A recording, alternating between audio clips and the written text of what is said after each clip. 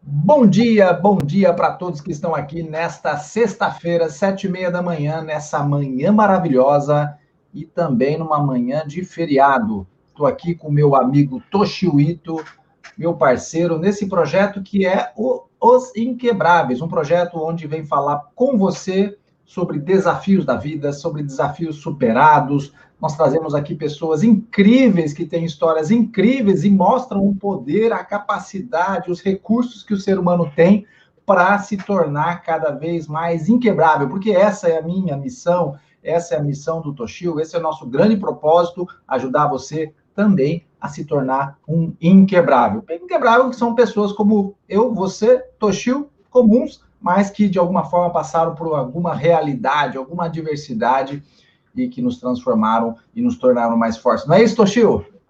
Bom dia, Paulo. Bom dia a todo mundo que está assistindo a gente. Boa tarde, boa noite, se você ouvir este vídeo em qualquer outro dia e horário. Exatamente, Paulo. A gente está falando de uma sexta-feira santa. É feriado, deveríamos até pular pelo nosso calendário, mas justamente pela simbologia dessa data, onde se fala da paixão, né, de Cristo, todo o sofrimento pelo qual Cristo passou, mas que estava por trás uma grande missão para ele, né? E ele, quando compreende tudo isso, ele realmente se conecta, né, com seu Pai, ele cumpre a sua missão aqui na Terra e deixa grandes exemplos para nós. Esse exemplo de fé é o que faz mover, né? E assim como tantos outros, faz mover a nossa vida, mesmo nos momentos mais difíceis. E para isso trazemos um convidado, né, que tem uma história de vida marcante, o Gledson Fonseca, que eu acredito que vai ajudar também muito você, né, que às vezes está também desconsolado com algumas coisas da vida, a poder também enxergar o lado bom,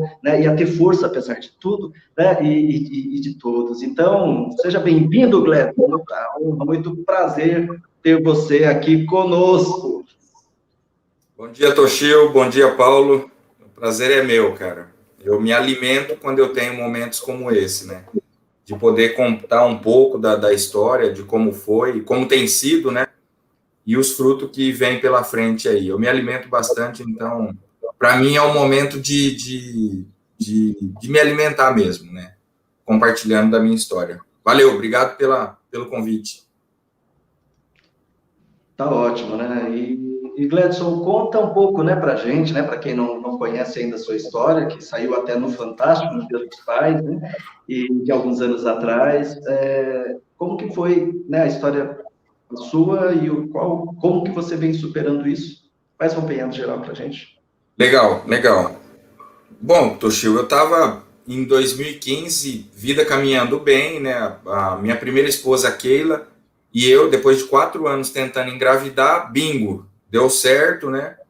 E a gente estava super feliz, cara, bem feliz mesmo, né? E com gêmeos, né? Uma gestação gemelar, um menino, uma menina, Samuel e Maria Luísa. Então, assim, para a gente aquele era um momento assim, cara, que mais a gente pode pedir para Deus, né? As coisas estavam indo muito bem. Na empresa, eu numa transição para uma posição de liderança maior, enfim, as coisas estavam indo muito bem. Mas, há 4 dias do parto, a Keila teve uma leve complicação respiratória. E aí nós corremos para o hospital, veio uma sequência, né, de melhoras e pioras, só que cada vez que ela piorava, a gente já estava dentro do hospital, piorava ainda mais, né? Até que chegou um momento que ela teve uma parada cardiorrespiratória, virou uma correria, né, dentro do hospital para reanimar. Nesse processo aí deu de 4 a 5 minutos que ela ficou em parada, né? E aí até fazendo uma alusão com a ressurreição de Jesus, né? Então os médicos, opa, tá dando um áudiozinho de retorno para mim. Os médicos daquele momento ali reanimaram ela e fizeram o parto às pressas, né? Vão fazer o parto porque não se sabia o que estava acontecendo. Parto feito, ela teve mais uma sequência de complicações, mas infelizmente ela não resistiu, né? E 6 horas depois ela faleceu, não viu os bebês, não viu Samuel e a Malu, e aí eu fiquei com essa situação, né? A esposa falecida, em função da parada, né, que ela teve, e da sequela que os bebês tiveram, foram para a UTI já entubados, e ali a gente ficou por 90 dias, né? E eu fazendo várias visitas. Gleber, só um minutinho. Que o parto também foi até prematuro, é isso? Estava de 8 meses ou não? Legal. Ela estava de 7 para 8 meses, estava ali pertinho de completar 8 meses, mas estava tudo assim, Toshio e Paulo, era uma sexta-feira, né, que isso tudo aconteceu, da sexta para o sábado, na verdade, e na próxima quarta-feira seria o parto. Então, eu trabalhei a sexta-feira já como olhando para as férias que viriam, porque estava tudo organizadinho, né? As minhas férias planejadas, a malinha dos bebês, tudo organizadinho, a mala dela organizada. O único que não tinha mala organizada era eu, né? Mas estava tudo pronto, né? Então, assim, a gente já estava preparado para o parto dali 4 dias, né? E aí isso tudo aconteceu antecedendo e nos colocando contra a parede, contra um plano quase perfeito, né? Só que não. Então... Sim? Não, por favor. Nesse momento, né, Gledson, é aquele momento onde inicialmente a gente tem um plano, onde a gente desenha as coisas, você e a Keila, né, tinham o sonho que vocês nutriam, a alegria imensurável quando vocês souberam, né, que estavam aguardando 2 bebês, né, gêmeos, quer dizer, uma maravilha, né, um sonho de muita gente, e aí e vocês realmente, né, até talvez pela função sua executiva numa grande empresa, né, da Jato, com muito planejamento, né, tudo indo bem.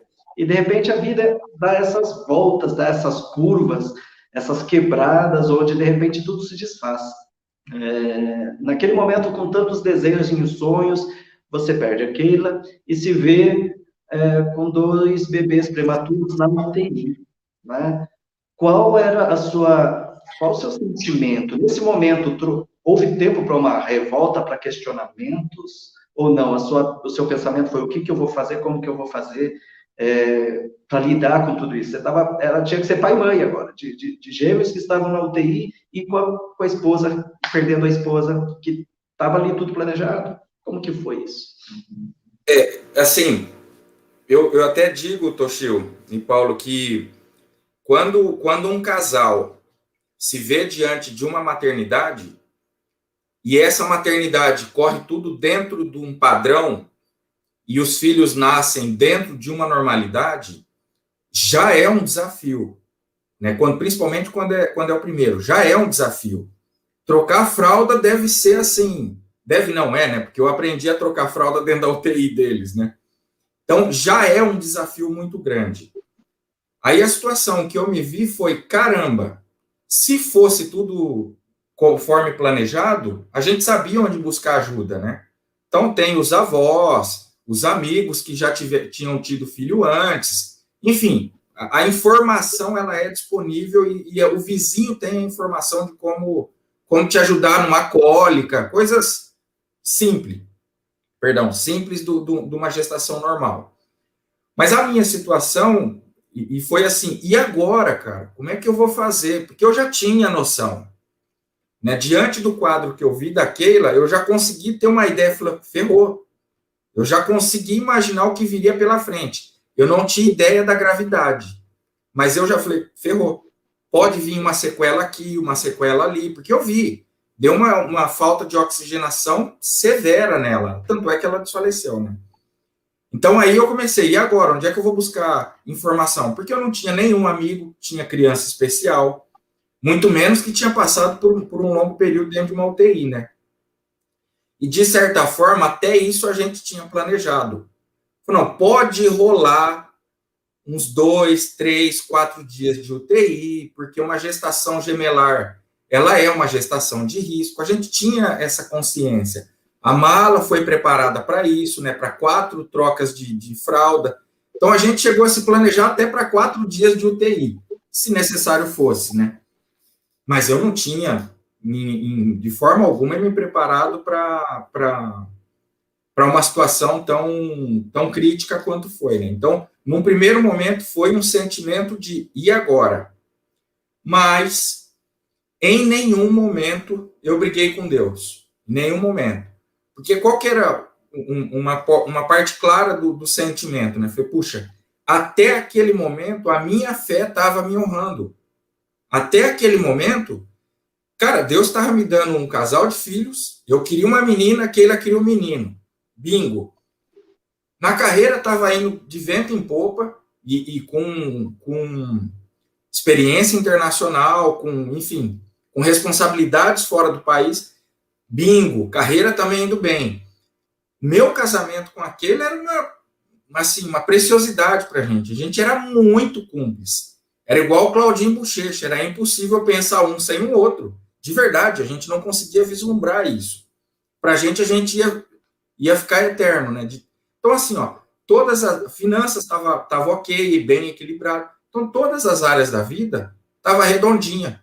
Então, a gente não tinha se planejado para um caos. A gente tinha se planejado para pode dar uma ou outra dorzinha ali, né? E aí isso tudo acontece, cara. Então, aí eu tive que me reorganizar tudo novamente, né? Então, eu não briguei com Deus em nenhum momento. Mas, tá, peguei o fio de novo. Então, até aquele momento, a minha fé estava me honrando. Daquele momento para frente, o meu sentimento em relação àquela situação foi: agora é hora de honrar a minha fé. Porque, cara, enquanto tá indo tudo bem, todo mundo surfa bem essa onda. Surfar uma onda quando tudo tá indo bem é fácil. É mamão com açúcar.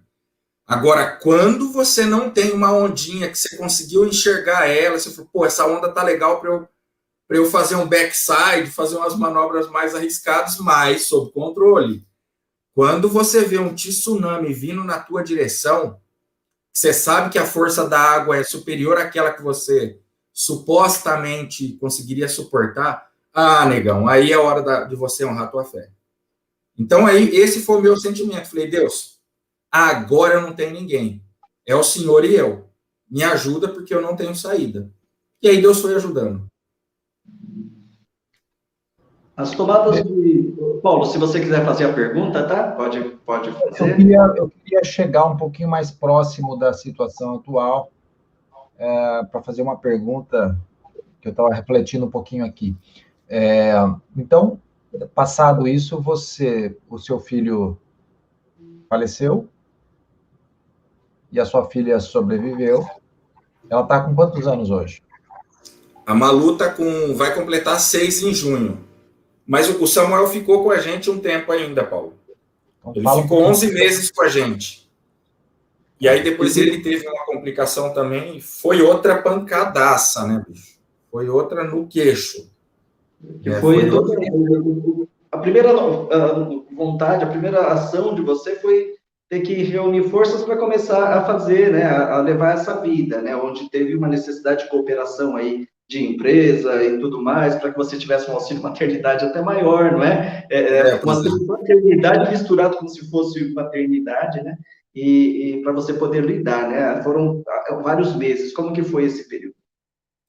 A empresa foi assim, cara, de uma generosidade, eu não sei nem como falar, né, de tão carinhosa que a empresa foi comigo, né? Porque a empresa, rapidinho com o INSS, achou um espaço na lei para transferência de licença maternidade para paternidade em função do falecimento da Keila, né? Então, eu peguei 4 meses de licença, essa regular, essa jurídica, mais 2 meses de empresa, a empresa faz parte de um programa Empresa Cidadã, mais 1 mês de férias. Então, deu um total aí de 7 meses, que aí eu me desconectei total da empresa, e detalhe, a empresa não parou. Me desconectei da empresa para me reorganizar tudo novamente, ver como é que eles ficariam, se precisariam de alguma cirurgia, enfim. E me organizar também, né, cara? Porque eu estava com a casa montada para um casal, mais um casal de filhos. E aí, de repente, vira essa situação toda, e aí a gente também não sabia quanto tempo ficaríamos na UTI com eles, né? Havia, sim, uma expectativa de ser um período curto, mas esse período foi se alongando, e até que eu fiquei uns 90 dias dentro da UTI, né? Tendo alta com eles, aí qual foi a decisão? Como foi uma situação muito crítica, né, de severidade, sequela deles, eu saí do hospital com eles, com o Samuel e com a Malu, com traqueostomia, usando o oxigênio contínuo. Então, para mim, hoje, né, a gente dentro da pandemia, escuta falar muito de respirador, uso de oxigênio. Cara, eu vivi isso 5, 6 anos atrás, né? Então, aquela já foi uma realidade que hoje tá bem comum, né? E aí eu fui para casa, só que eu não vim para minha casa, eu fui para casa dos meus pais, porque eu precisava de um suporte maior ali, né?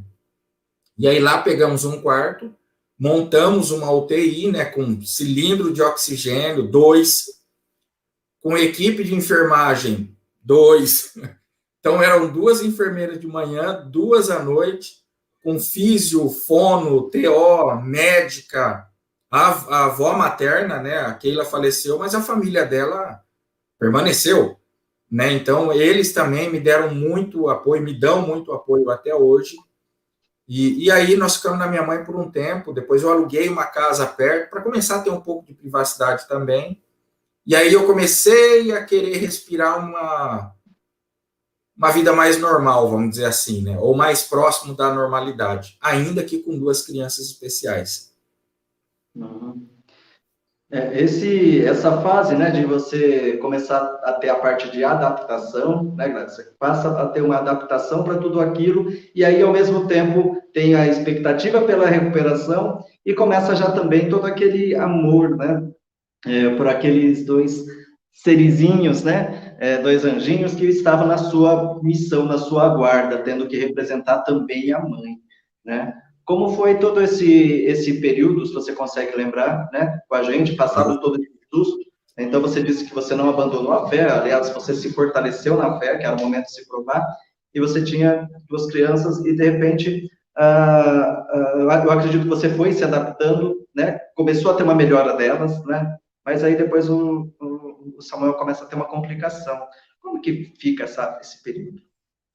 Bom, eu estava mais ou menos com uns 4 ou 5 meses, né, nessa nova vida, e eu só não lembro se eu estava na minha mãe ou já estava na casa alugada, mas enfim. E claro, foi uma comoção nacional, até por conta da matéria do Fantástico, né, foi uma matéria do Dia dos Pais daquele ano. Então, muitas pessoas na região começou de alguma forma a me dar ou me oferecer algum tipo de suporte. Aí eu recebo um oi no privado do Face da Sueli. Então, a Sueli foi uma pessoa que, numa conversa despretensiosa, né? E a minha rotina, já em casa, era 7 horas da noite trocava plantão, eu esperava mais um pouco para ver se estava tudo organizado, se ficou tudo certo, a tropa passou o plantão de uma enfermeira para outra, porque eram enfermeiras e de enfermeiras na noite, passava aquela transferência de responsabilidades, aí eu dava uma relaxada. Aí era um momento para eu falar, putz, deixa eu dar uma deitada. Aí eu ia para um canto, né, ia para a sala da minha mãe e ali eu ficava. Num momento desse, já era ali por umas 10, 11 horas, a Sueli, que era uma conhecida muito distante, lá de Pompeia, me dá um oi. E aí, como é que tá, né? A gente está aqui orando por você e tudo mais. E ali nós começamos uma conversa. Eu lembrei que ela era viúva. E lembra? Todo tipo de suporte eu estava tendo, Toshio e Paulo, todo. O que você pensar em tipo de suporte estava sendo oferecido para mim, inclusive financeiro. Tudo. As pessoas se preocupavam com todas as coisas, com um carinho muito grande, enfim. Mas tinha um suporte que eu não estava tendo, cara, que era o que é ser uma pessoa viúva, o que é ser um homem viúvo, né? E isso aí você não aprende numa gugada, né, cara? Não tem vídeo no YouTube que consegue te transferir para o teu coração o que é ser isso, né, cara? E aí eu lembrei que a Sueli era viúva. E ali nós começamos uma conversa. Falei, meu, você precisa me ensinar esse negócio, se é que é possível ensinar. Mas compartilha um pouco da tua experiência. E ela já estava na estrada da viuvez há 11 anos, quase 11 anos. E ali nós começamos, a conversa foi ficando cada vez mais gostosa, né? Alguns presságios ou algumas profecias que eu tinha, ela também tinha, então as coisas começaram a se juntar, e aí a gente decidiu juntar as escovas de dente, né? E aí nos planejamos, anunciamos o namoro, e aí planejamos o casamento. Aí eu vou chegar no Samuel. Nós nos casamos em abril, eu não posso errar, porque senão ela me pega daqui a pouco. Nós nos casamos em abril de 2016, então a gente praticamente estava em lua de mel, e o Samuel teve uma complicação respiratória. E aí, em uma semana, aí juntos a gente perdeu o Samuel. Então ela já estava na equipe, né? Ela já estava no time já, me ajudando com tudo isso, né? Aí, cara, eu não sei, sinceramente, eu não sei como seria perder um filho sozinho, né? Eu já tinha perdido a esposa e já estava sozinho, né? E perder um filho sozinho, eu não consigo imaginar como é que seria, né? Então, aí, graças a Deus, eu já tinha alguém do lado para chorar junto, para, enfim, se fosse possível e necessário brigar com Deus, a gente brigaria. Mas também a gente, graças a Deus, não chegou nesse ponto. A Malu, ela, com esse período todo, ela ficou nesse tratamento, na questão de saúde, qual tempo, né? E como que foi, assim, a sua dedicação? Você perde um filho, né? Mas tem a Malu e a Maria Luísa, e você, né? Poxa, tem toda a atenção, parece que se redobra esse cuidado, eu imagino alguma coisa assim. E como foi esse processo de recuperação? Quais as sequelas? Como que tem sido desde então essa fase? Eu acho que é assim, Toshio e Paulo, o processo de recuperação, para a gente, ele não terminou. Na verdade, ele ficou mais leve, né? Porque a gente ainda vive um certo nível de tensão. É uma tensão menor do que eu vivi lá atrás. Lá atrás era uma maluquice, né? Lá atrás, nos 2 primeiros anos, a gente vai completar 6 anos de vida deles, e de vida nova minha. Lá atrás, nos 2 ou 3 primeiros anos, cara, era comum eu ligar para o SAMU, e às vezes eu ligava para o SAMU, os caras falavam assim, ó, quando tinha Samuel e Malu, os caras falavam assim, ó, quem é? Esse quem é o Samuel ou é a Malu? E aí, então assim, a gente já estava com a amizade muito grande, porque o nível de intercorrência era frequente. Agora, nem tanto. Então, agora, graças a Deus, já tem uns 2 ou 3 anos que não é mais necessário chamar SAMU. Mas é uma criança especial, continua usando oxigênio, continua usando respirador em alguns momentos do dia, tem uma traqueostomia, usa 5 ou 6 medicações para controlar a crise convulsiva, é uma criança com mobilidade zero, enfim, é um contexto diferente, né? Eu não diria que é não normal, eu diria que é um contexto diferente, que a gente tem tentado normalizar aquilo que não é normal. Então, ainda existe uma certa tensão, é menor, mas existe uma certa tensão, né? Mas, aos poucos, eu acho que até que a gente chegou num ponto que aí eu acho que é bem legal, aí eu acho que é uma sacada de você se alimentar, né? E eu me alimento disso, é o que eu comecei falando, né? Chega um momento que você começa a ser acionado para explicar ou para compartilhar com outras pessoas que estão começando essa trajetória. E assim como eu lá atrás, eu tive esse tipo de suporte, né? O que é ser pai de criança especial? Lá atrás, a Cláudia, a mãe do Matheus aqui de Marília, me deu um baita suporte, né? Então, existe um mundo paralelo, se é que se pode se dizer assim, de informações de crianças especiais, né? Então, e você precisa acessar esse mundo, né? Você precisa, porque até a equipe médica, você não tem tantos especialistas nessas áreas, né? Você tem poucos. Então, você precisa acessar esse mundo paralelo para acelerar um processo ou para minimizar o impacto de uma lesão cerebral, né? Então, a gente tem acessado, a gente tem sobrevivido a isso. Glécio, deixa eu fazer uma retrospectiva rápida, só para eu identificar uma coisa importante aqui. Bora lá. A minha percepção, a partir do momento que você contou ali atrás, do planejamento que você fez para o nascimento dos seus filhos, dos 4 dias de UTI, e que estava tudo certinho, me dá a impressão de que você é uma pessoa muito racional. Muito planejado, muito estruturado, de rotina. Então, você estabelece, e provavelmente você deve fazer isso no seu trabalho, deve ser muito bom no seu trabalho, e aí você carrega isso para a sua vida, né? Não sei se a sua esposa, a primeira esposa Keila, era assim também, mas aí, de repente, você tem um mundo estruturado, perfeito e planejado. Normalmente, e eu digo isso por mim, tá? Não sei o Toshio, mas a gente fez um trabalho, né, Toshio, com a Cláudia, nossa amiga especialista aí, e a identificação muito clara é que eu sou racional.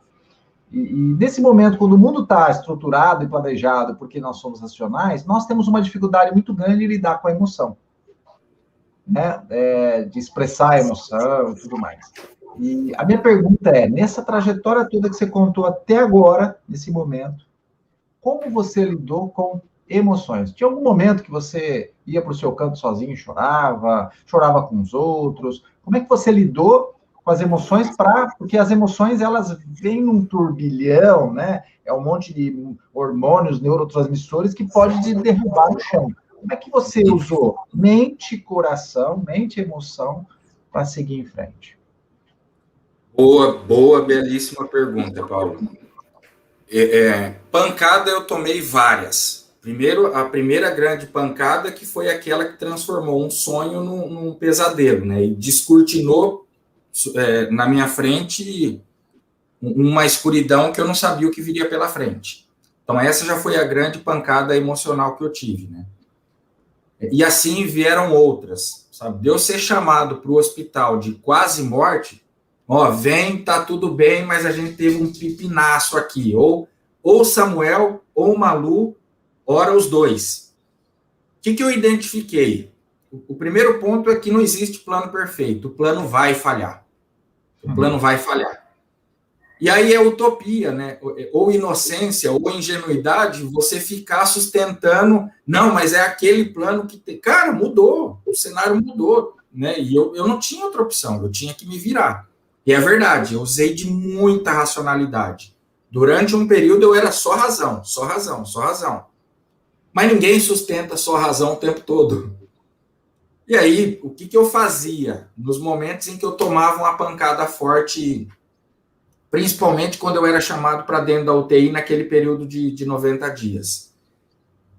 Eu sustentava, eu aguentava, era como se um quase nocaute tivesse acontecido.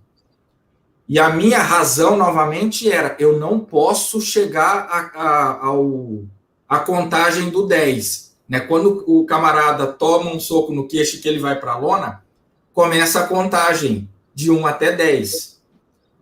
Eu aceitava, e aí eu me recolhia, sem ninguém, e era para esse cômodo que eu estou aqui. Eu tinha um colchão, então aqui eu estou na casa que eu sempre estive, inclusive com a Keila.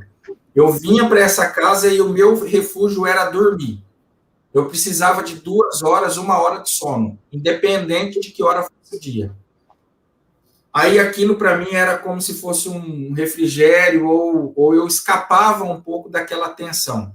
Aí eu acordava novamente e acionava a razão. Bom, e agora? O que eu vou fazer com essa pancada que eu tomei? Às vezes não tinha que fazer nada. Uma coisa que é interessante. E que isso, Toshio, eu só tive essa clareza de que eu vivi esse circuito recente agora. A Cláudia, que está me ajudando com a questão do livro que a gente vai falar, me ajudou a dar essa clareza, né? A dor, ela era inevitável. E é inevitável. Quando a gente tem uma intercorrência aqui, a dor, ela é inevitável. O sofrimento, não. Então, o que eu percebia? Que, às vezes, Eu tomava uma pancada, doía um monte, sofria um pouquinho, mas eu continuava com a dor, mas eu abria mão do sofrimento. Talvez usando a racionalidade, enfim. Então, meus escapes era correr para cá. E outra coisa, Paulo, para complementar, deixa eu fazer o merchan da canequinha aqui, muito obrigado por ela. Depois a gente vai ter que tirar um print aqui, ó. Quando terminar, a gente continua no ar para tirar uma selfie. E uma outra coisa, o Paulo, nessa linha de pergunta que você me fez, eu mesmo, sabe, cara? Eu mesmo me fazia uma análise assim, o que está acontecendo? Como é que eu não fiquei na lona tanto tempo? Então, eu me questionava, o que está acontecendo? Né? Por que eu não... Eu perdi uma esposa que era minha super parceira, né? Minha companheira, e o plano era para a vida toda.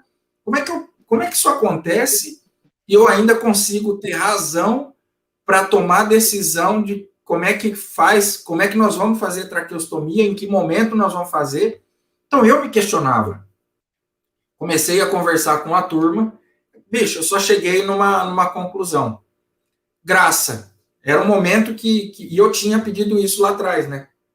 Quando o médico me anunciou que a Keila tinha falecido, meu único pedido para Deus foi: Deus, entra comigo nesse tsunami, porque sozinho eu não vou ficar em cima da prancha. É impossível ficar.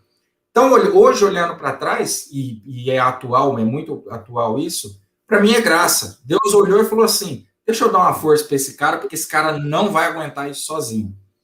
Então, sabe, não tem nenhuma capa de Superman, né? E nem gosto. Durante um tempo ficaram me taxando disso, né? Pô, ó o cara de fé, não sei o quê. Cara, ninguém é tão forte que consiga passar por um nível de estresse desse sozinho. Se Deus não entrar contigo, cara, não dá. Você não chega lá na frente na praia, né? E como que surge, né? Conta um pouco para a gente sobre o seu livro, né? O que motivou você, né, a escrever esse livro? Qual o seu objetivo com ele? Como está sendo a experiência? O que a gente pode esperar dele? Isso é forte, hein, Toshio? Isso é forte. Eu estava no dia 67, depois que isso tudo aconteceu, matéria do Fantástico já tinha ido ao ar. Eu estava em setembro, alguma coisa assim. E aí, é claro, uma matéria do Fantástico vai para o ar, as pessoas começam a te acessar via Face, via Instagram, seja lá o que for. E aí o meu Facebook começou, muitos e muitos convites. E eu fui aceitando tudo. Uma dessas pessoas me mandou, cara, e assim, ó, muitas pessoas me mandaram mensagem naquele período, muitas. Mensagem de solidariedade, de ajuda, seja lá o que for. Uma das pessoas, e não dava tempo de eu ler tudo, mas uma pessoa, eu não sei por que cargas d'água, eu parei na mensagem dela. E a mensagem falava o seguinte: vamos lá que isso é forte. Para mim, pelo menos, né? A pessoa falou o seguinte: Gladys, eu não sei se você vai ler essa mensagem um dia. Que ela imaginava que estava muita gente entrando em contato. Mas eu gostaria que você soubesse que eu estou abandonando meu plano de suicídio agora.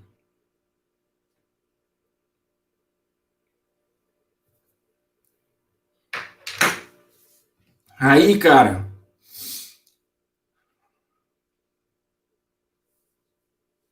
eu senti um peso muito forte. E o peso era: eu não posso engavetar isso. Eu não posso pegar essa história, ainda que me doa,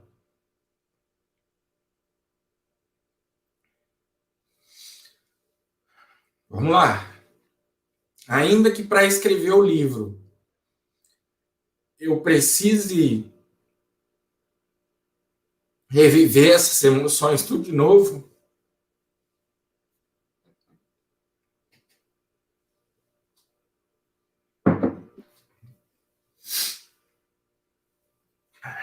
como um cidadão e como um cristão, e como um momento de honrar a minha fé, eu não tenho direito de guardar isso. Eu não tinha o direito de pegar isso tudo, guardar, me enclausurar e viver o meu sofrimento. Até sei lá quando. Eu não tinha esse direito. Se aquela matéria de quase 4 minutos, ou 4 minutos e pouquinho, foi o suficiente para desviar uma pessoa de um plano de suicídio. E olha a palavra que ela usou, um plano. Estava arquitetado o negócio. Falei, se esses 4 minutos foi suficiente para desviar uma pessoa de uma rota de suicídio, eu não posso guardar isso. Então, aí eu aceitei o desafio. Não foi fácil, né? Agora está mais suportável, vamos dizer assim, reviver as emoções, até porque tem ajuda, tem gente me ajudando. Mas a minha sensação é essa, eu não posso e eu tenho que botar isso para fora. O resultado que vem pela frente, para mim é consequência. Mas a ação eu preciso, e novamente com ajuda, eu preciso pegar essa história toda, e eu tenho consciência que é uma história pesada. Eu sei que é uma história que, se não for bem contada, bem ajustadinha, ninguém passa da segunda página. Porque é pancadaria foi pancadaria o tempo todo. Então eu preciso, e aí a Cláudia Pucci está me ajudando nisso, achar meios para transformar uma história de dor em vida. Assim como foi a moça do desvio do plano lá. Até porque, Gledson, quando a pessoa fala que aquele vídeo, né, inspira ela a suicídio, né? Então, você tem aí o ingrediente do quanto, apesar de ser uma história de dor, o quanto ela é uma história de vida, não é? Porque você já deu a vida a uma pessoa, você deu a vida a Malu, Samuel, você deu a vida, apesar da perda, mas vocês viveram e deram vida ao sonho de você e da Keila, né? E depois, hoje, com tudo que você vive, com sua nova esposa, e com os planos que você tem, é uma história de dor, mas é uma história, acima de tudo, de vida. Porque quando a vida não tem sentido, né, a dor é maior, você quer parar, que era o caso da pessoa. Né? Toshio, eu queria fazer uma contextualização em relação ao que o Gledson falou aqui, e depois, do livro principalmente, e depois fazer uma pergunta. A primeira é assim, é interessante como a gente não sabe, né? Que alguma história, como o Toshio disse, inspira a pessoa, né? Conecta com uma realidade que a pessoa está vivendo e pode fazer ela se desconectar com um objetivo que ela tinha e se conectar a outro objetivo, vendo no outro como ele passou por uma situação que às vezes não é nem idêntica à dele, né? Às vezes a situação é outra, ele faz até uma comparação, dizendo assim, puxa, a minha é muito menor que essa, e eu estou aqui pensando em uma atitude dessa, né? Por isso que fica muito claro a nossa grande missão aqui nos Inquebráveis, o nosso grande propósito, porque cada história que a gente traz é uma história, né? E tem uma nuance, uma característica, um comportamento. E aí a minha pergunta em cima disso, e que imagino, né? Você transcreva aí para o livro, como você buscou os recursos para enfrentar tudo isso, porque os recursos já estavam em você, não vieram do nada, você já tinha esses recursos. Como é que você acha que você acessou esses recursos? Você já sabia o caminho, ou ele foi se mostrando passo a passo? Porque como é que você sabia o que você tinha que fazer naquele momento, em cada momento? Não, legal. Antes da Keila falecer, a gente, na comunidade cristã que a gente congregava, nós éramos responsáveis por 17 grupos de estudo bíblico. E a gente visitava esses grupos para deixar uma palavra de esperança, para fazer um acompanhamento, coisa do tipo. E nos 18 meses, 12 meses antes disso tudo acontecer, o que eu mais falava era, olha, você pode ficar sem tudo nessa vida. Se você suporta ficar sem carro, sem emprego, sem casa, sem saúde até, muitas vezes, sem esposa, eu falava isso, cara. Você consegue ficar sem seu filho, você consegue sobreviver a qualquer situações dessa. Você não pode e não consegue viver sem Deus. E esse era o meu discurso. Então, para mim, a leitura que eu faço é que Deus permitiu eu ter esse nível de reflexão essa pancadaria toda, porque eu usaria isso durante um período. E qual período eu acho que eu usei muito isso como meu recurso, né? Que aí eu falo, agora era a hora de usar, de honrar a fé. No período até a Sueli entrar. Porque aí, literalmente, eu estava sozinho. Era eu e Deus. Né? E mais, eu ainda tinha minha sogra, cara, que perdeu a filha num sonho, né, de ser avó. Então, tinha todo esse contexto também, né? Então, eu vivia aí esse período de 4, 5 meses, pura e simplesmente buscando força em Deus. Não tinha outro recurso. Depois que a Sueli entrou, eu passei a ter o recurso dela, porque ela já tinha vivido uma experiência de luto e também uma pancadaria bem forte que ela tomou, né, perdendo o esposo com 34 anos de vida. Também era um casamento muito, muito abençoado. Aí eu passei a ter esse outro recurso. Porque aí é o momento que você tem alguém para rasgar o coração mesmo, para falar, ó, tá doendo. E, de novo, a dor, para mim, eu me permito sentir dor. Eu não me permito continuar no sofrimento. Então, passei a ter esse outro recurso, chamado Sueli, e tenho até hoje. E, junto, a gente acessa esse outro recurso, que aí é a questão espiritual. Então, assim, tem alguma... Eu gostaria, tá, Paulo? Eu gostaria de sacar aqui, cara, uma técnica, um processo, vou te dar 5... passo a passo, cara, isso não existe. Isso não existe. É óbvio que eu fui ler sobre luto, né? Eu fui entender um pouquinho sobre luto, aí eu falei, então eu acho que eu tô nessa fase. Então isso também me ajudou, né? Fui buscar boas referências sobre luto e que hoje eu uso quando as pessoas me acessam, né?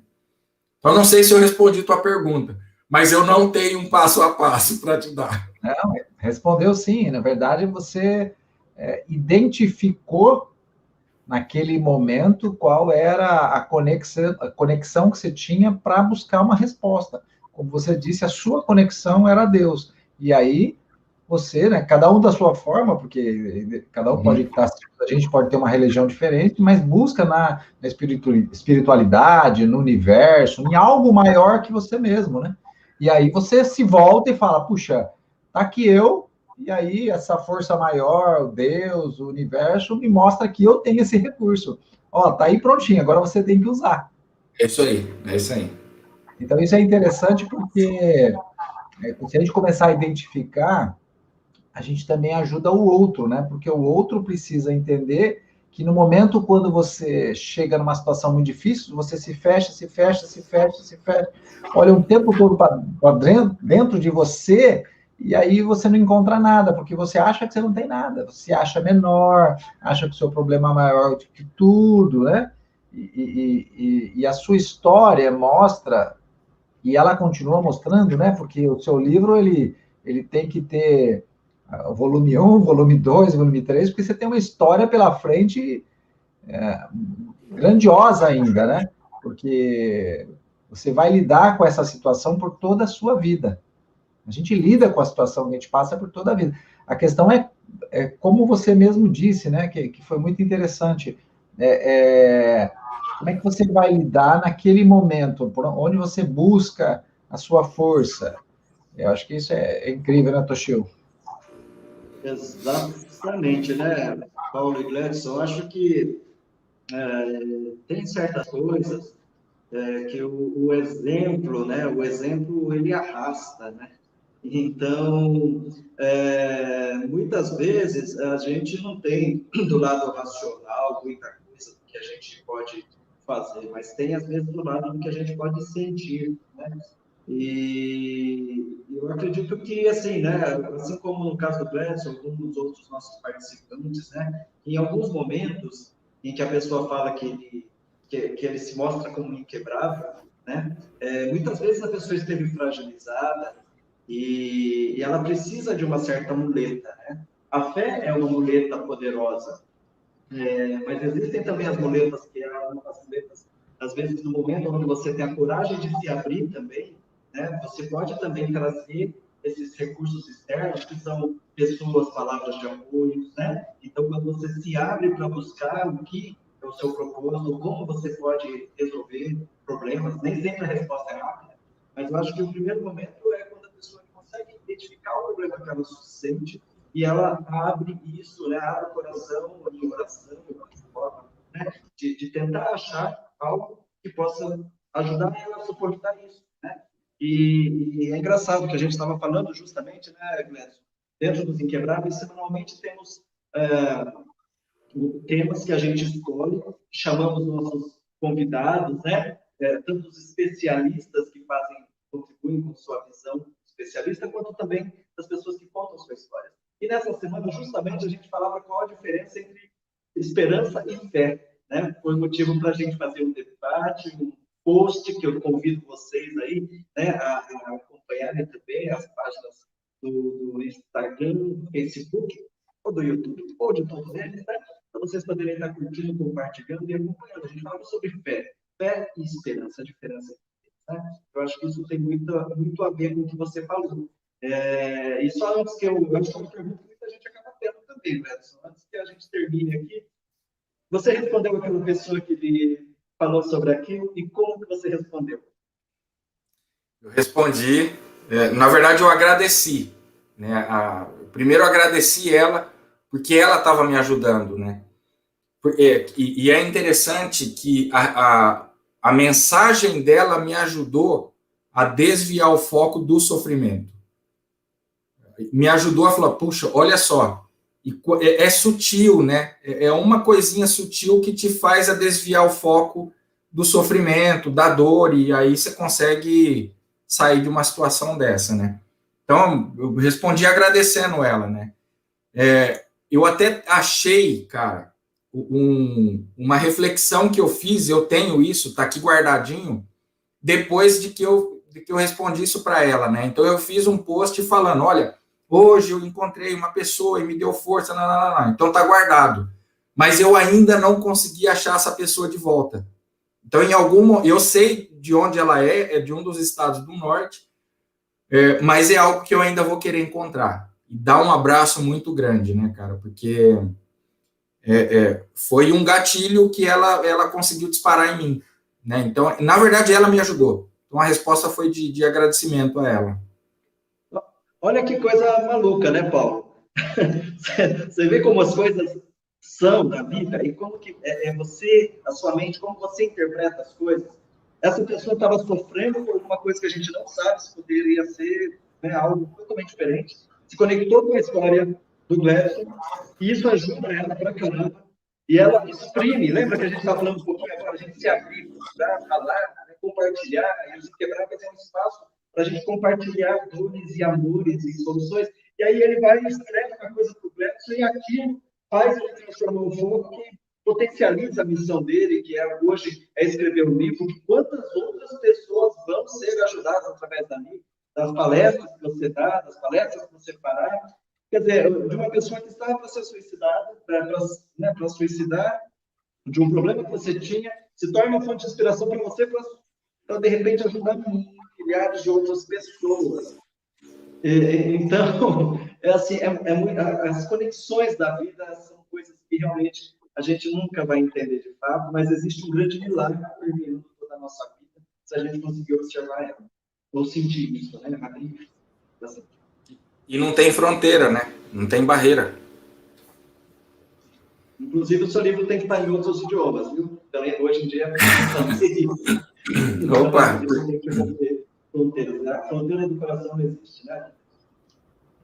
Legal, Muito legal. bom, Gil, muito bom, Gledson. Queria agradecer aí a sua participação, agradecer muito por você, mais uma vez, contar a sua história aqui para nós no canal Os Inquebráveis, onde a gente pode ajudar mais e mais pessoas. Eu costumo dizer para o Toshio, a gente faz algumas reuniões e conversa, eu e ele somos empreendedores, mas a gente sabe que as histórias atingem pessoas diversas, que trabalham com coisas diversas no Brasil todo, cada vez mais atingindo pessoas de várias faixas etárias, e é interessante que isso faz com que possamos levar uma mensagem cada vez mais de que o ser humano ele pode se conectar a qualquer crença que ele tenha de algo superior, e ele tem dentro dele força, recursos suficientes para superar qualquer situação. A nossa grande mensagem é justamente que mais pessoas como você possam nos ajudar trazendo histórias que ajudem outras pessoas, porque essa é uma grande corrente aí do bem para que cada um possa superar as adversidades de uma vida que todo mundo tem, né? Todo mundo tem dores, o que a gente não pode é se apegar ao sofrimento. Essa foi a melhor para mim dessa manhã. Legal. Vamos despedir do Gledson, Toshio, para a gente fazer um fechamento depois? Vamos nos despedir. Gledson, só antes aqui que eu esqueça, você já deixou várias mensagens, mas se você puder deixar uma mensagem de uma frase para todo mundo, eu agradeceria. Lembrando que a gente vai encerrar aqui, mas fica online depois. Que a gente vai Legal. Né?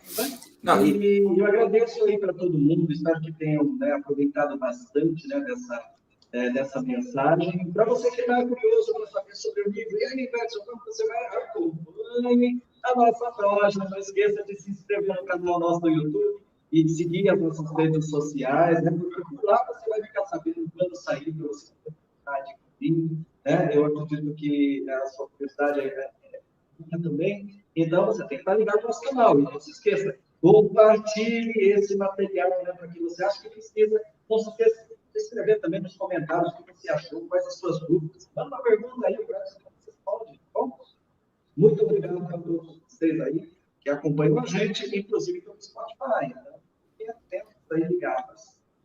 Legal.